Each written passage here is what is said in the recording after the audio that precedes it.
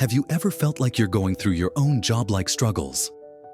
Job, a biblical figure, is someone who's often referred to when we're going through tough times. But who was Job, and what was his story all about? In a nutshell, Job was a blameless and upright man who lived a pretty good life. He was wealthy, had a loving family, and was well respected in his community. But in an instant, everything changed. His life took a drastic turn for the worse, and he was left with nothing. No wealth, no family, no health, nothing. It's a pretty intense story, and one that's still incredibly relatable today. I think we can all learn a thing or two from Job's experiences and how he responded to them. Job's story is a powerful reminder that no matter how good things are going, life can change in an instant. It's a reminder that we're not immune to struggles, no matter how hard we try to avoid them.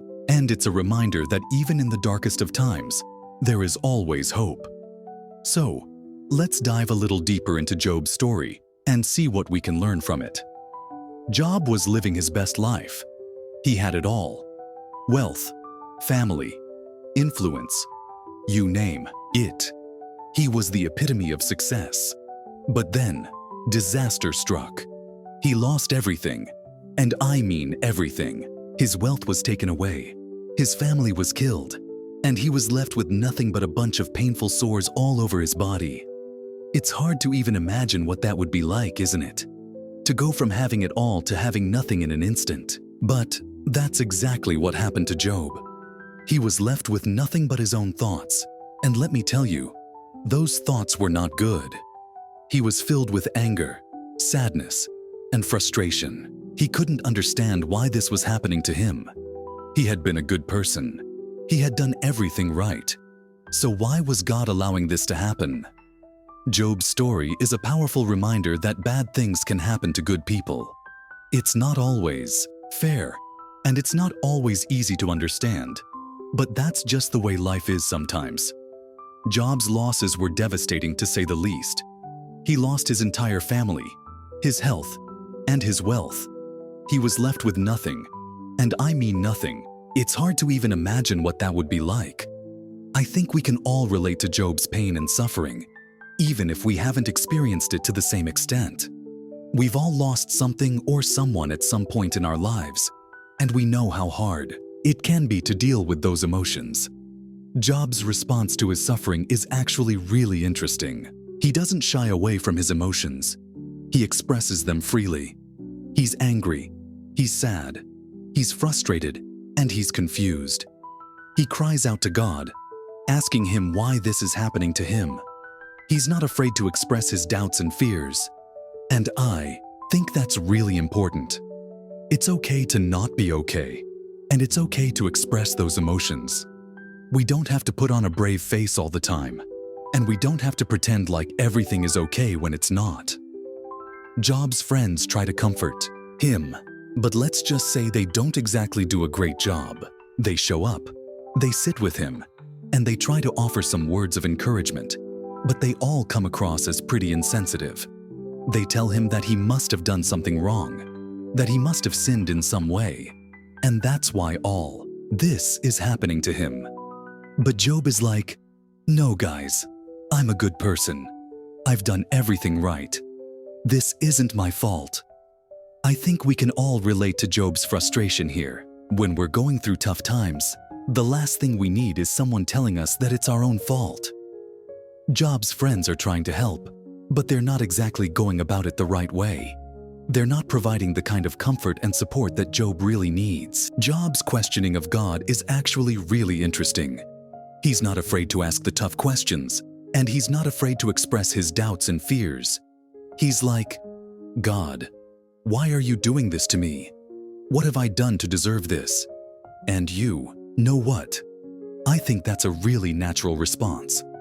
When we're going through tough times, we all ask ourselves those kinds of questions. Job's search for meaning in his suffering is something that I think we can all relate to. We've all been in situations where we're like, why is this happening to me? What's the point of all this? And you know what? Sometimes there isn't an easy answer. Sometimes we just have to trust that God has a plan, even when we can't see it. Job's story takes a dramatic turn when God finally responds to him. And let me tell you, it's not exactly what Job was expecting. God doesn't give him a bunch of answers or explanations. Instead, he just kind of reminds Job of who he is. He's like, "Job, I'm God. I'm all-powerful. I'm all-knowing. And I'm in control." And you know what? That's all Job needs to hear. He's like, "Oh, yeah, I forgot that." Job's fortunes are eventually restored, and he's given twice as much as he had before. He's blessed with a new family, a new home, and a new lease on life. And you know what? I think that's a powerful reminder that no matter what we're going through, there is always hope. There is always a chance for redemption, always a chance for restoration.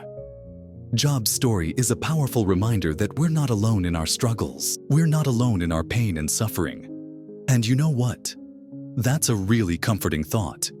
We're not alone, and we're not alone because of people like Job who have gone before us. So, what can we learn from Job's story? I think we can learn a lot.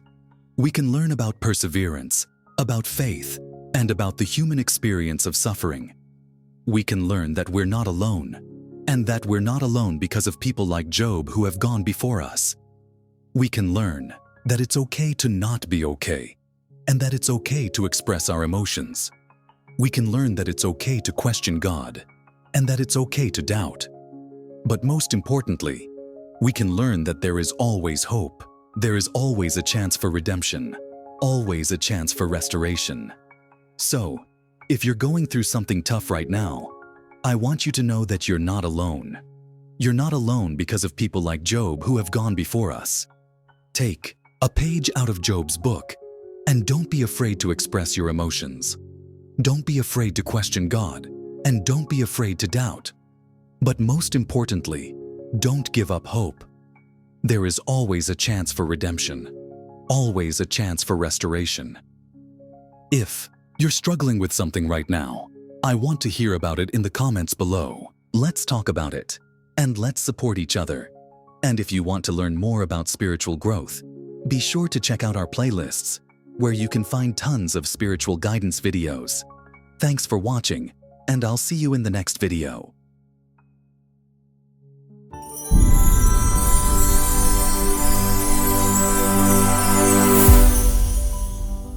I appreciate you taking the time to watch and be here. If this video resonated with you or touched your heart, please consider supporting the channel by buying me a coffee. Simply scan the QR code or click the link in the description below. Your generosity keeps this mission alive. See you soon. God bless.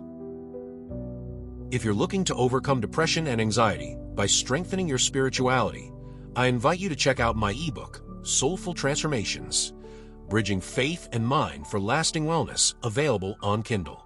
This book combines cognitive behavioral therapy, CBT, with biblical wisdom to help you manage stress, tackle anxiety, and find lasting peace through faith. It's not just about mental health.